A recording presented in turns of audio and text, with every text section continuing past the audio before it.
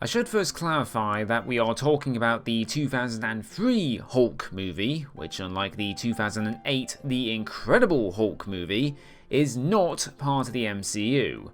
It is an easy mistake to make, both star the Hulk, both were made by Universal, both involved Kevin Feige, but there is a distinction to be made between them, and it's right there in the title. Premise is what you expect: Dr. Bruce Banner, physician, scientist, searching for a way to tap into the hidden strengths that all humans have, gets exposed to gamma radiation, becomes giant green rage monster whenever angry, love interest is worried, army general wants him captured. I think we're all fairly familiar with this setup by now. Given its simplicity, the Hulk's origin is somewhat limited in story potential, hence why most modern iterations choose to gloss over it. And given how in this movie, said origin has more padding than the average cell at Hillbrook Asylum, we may very well have this movie to thank for that trend. However, they do attempt something interesting here by not only exploring the origin of the Hulk, but of Banner.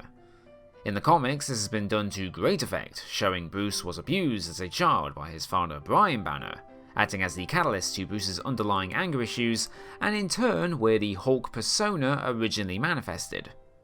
These stories are rife with potential, pretty much all of which the movie squanders, reducing most of the childhood trauma down to Bruce being injected once or twice with something by his father, renamed David Banner here as a not too subtle yet not undeserved jab at the 1978 Incredible Hulk television series, who while in the comics was represented in Bruce's subconscious as the Devil Hulk, a creature of hate and malice that Bruce must find the will to overcome. Here is just a bearded Nick Nolte going mad on set. Why was this change made? Were they worried we won't be able to take it seriously? Did they forget this is the movie with the mutant French poodle in it?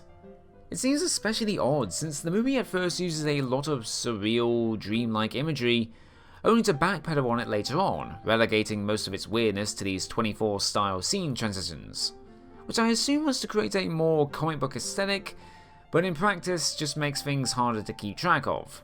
Fitting, as a general lack of focus is the movie's biggest flaw. There are many ideas included here. Too many, in fact. As such, none of them get properly developed. Glenn Talbot, one of the Hulk's greatest adversaries, is introduced, only to then get pushed to the side, jumping from kind of jerky romantic rival all the way to obsessive deranged lunatic with no in-between, and is then disposed of with barely an afterthought, and even less editing.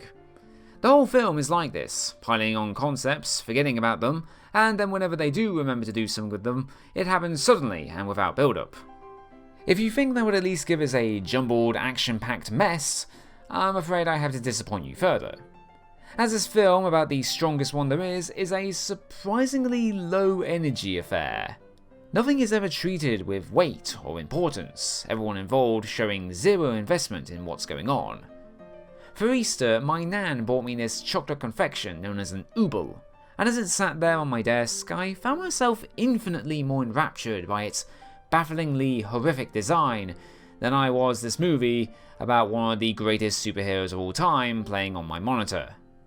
Even the Hulk comes across more bored than he does enraged, though that may be systemic of 5'7" director Ang Lee also providing the motion capture for this 8-foot huger than anything Goliath, hence why Hulk looks like he's suffering from severe muscle atrophy half the time.